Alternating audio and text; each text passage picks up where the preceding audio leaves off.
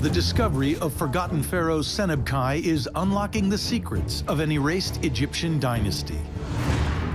Ruling from the sacred city of Abydos, this lost king was not like other great Egyptian rulers.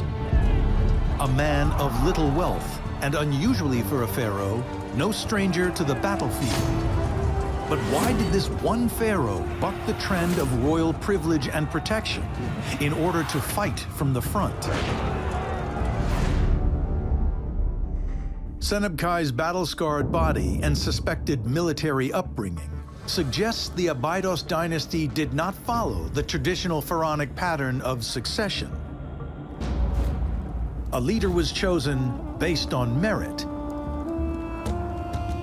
Now, a closer look at his skeleton may reveal the secret of just why Senebkay was such a remarkable warrior.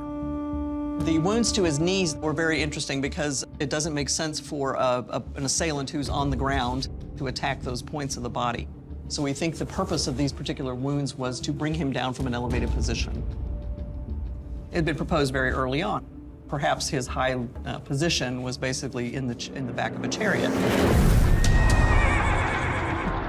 As king, Senebkay may have had access to chariots, a new form of battle transport, first introduced to ancient Egypt by their Hyksos enemies around the time of his reign. But the forensic evidence doesn't match up with this theory. If you see how chariots in Egypt are designed, there's not really good access points to these areas of the body where he was struck. The fact that he is suffering these wounds in his lower body and his joints of the lower body seems to indicate they were exposed and that people could get to them fairly easily. If his wounds are inconsistent with chariot warfare, how did Senebkay sustain these unusual injuries? Further analysis has revealed an extraordinary clue. Unique signs of wear on Senebkay's lower body, more usually seen in modern skeletons. The kinds of ways that we see this type of wear and tear on the human body is for people who ride bicycles a lot and people who ride motorcycles a lot. And we're not going to posit that the Egyptians invented the bicycle or the motorcycle back then, so it's very much more likely that he was riding horses. There is only one ancient equivalent that fits the bill. Senebkay rode into battle on horseback. There have been in multiple cultures studies done of what happens to the people who start riding horses where horses are first introduced. There are 8 different markers, and Senebkay's got all of them.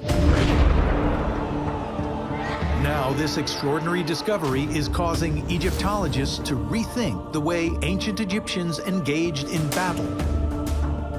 If this theory is true, then we also have the first evidence that pharaohs rode on horseback.